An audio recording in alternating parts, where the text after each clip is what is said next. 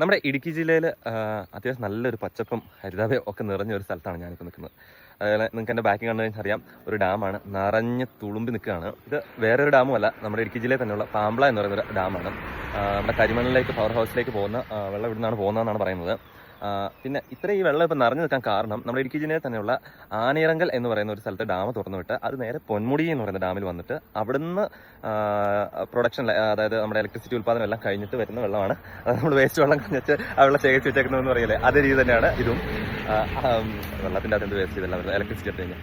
So അപ്പോൾ ആ വെള്ളമാണ് നമ്മുടെ ഈ ബാക്കിൽ കാണുന്നത് കേട്ടോ. എന്താണെങ്കിലും നല്ല അടിപൊളിയാണ് ഇവിടുത്തെ ഒരു കാഴ്ചയാണ്. ഞാൻ കാണിച്ചു തരാം. ഇതുണ്ടല്ലേ, എങ്ങോട്ട് നോക്കിയാലും കുന്നിൻ ചെരുവുകളും അതേപോലെ തന്നെ പച്ചപ്പും അതേപോലെ തന്നെ വെള്ളം ഇങ്ങനെ നിറഞ്ഞു തുമ്പി ആ ഓളം വെട്ടുന്ന കാഴ്ചയൊക്കെ നമുക്ക് ഇഷ്ടം പോലെ കാണാം.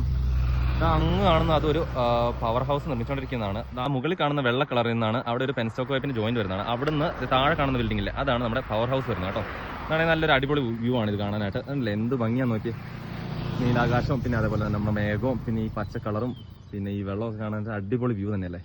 പിന്നെ അതേപോലെ തന്നെ എനിക്ക് ഇന്ന് രണ്ടാൾക്കാരെ കാണാൻ പറ്റി. ഒന്ന് ഫിഷിംഗ് ഫ്രീക്സിലെ സെബിൻ സിരിക്കിനും അതേപോലെ തന്നെ നമ്മുടെ ദൂരദർശൻ ചാനലിൽ വർക്ക് ചെയ്യുന്ന ആന്റണി ചേട്ടനെ കാണാൻ പറ്റി.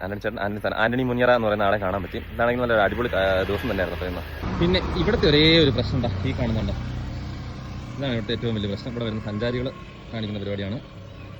ഇതാണെങ്കിൽ ഭയങ്കര മോശം തന്നെയാണ്. ഇത് കണ്ടില്ല, മൊത്തം വേസ്റ്റാണ് കിടക്കുന്നത്. നല്ല നിറച്ച് നല്ല അടിപൊളി ഒരു വ്യൂ പോയിന്റ് തന്നെയാണ്. പക്ഷേ ഇവിടെ നിറച്ചിട്ട് വേസ്റ്റ് അലങ്കോലമാക്കിയപ്പോഴാണ്.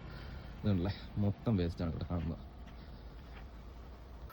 ഇതേപോലെ ഒന്നും ആരും ഇതുവഴി വരുമ്പോൾ വേസ്റ്റ് ഒന്നും വലിച്ചെറിയത് കേട്ടോ. നല്ല അടിപൊളി വഴിയും നല്ല കാര്യങ്ങളൊക്കെയാണ്. ഇത് കണ്ടല്ലേ, റോഡൊക്കെ എന്ന് പറഞ്ഞു കഴിഞ്ഞാൽ നല്ല അടിപൊളി റോഡാണ്, നല്ല വ്യൂ കാര്യങ്ങളൊക്കെയാണ്.